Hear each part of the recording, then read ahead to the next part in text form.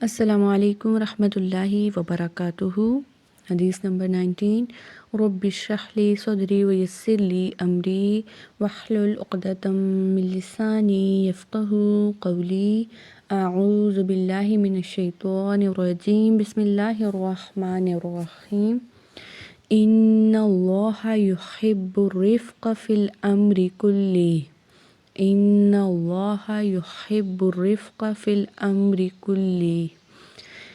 ان اللہ، نون پہ غنہ ہوگا، اللہ تعالیٰ کے نام کو موٹا پڑھیں گے، یحب، با کو را سے ملائیں گے، رفق، را باریک ہوگا، قاف کو موٹا پڑھیں گے، فی الامر، یہاں پہ را باریک ہوگا، کلی، کاف کو لام سے ملانا ہے اور لام کو ہا سے۔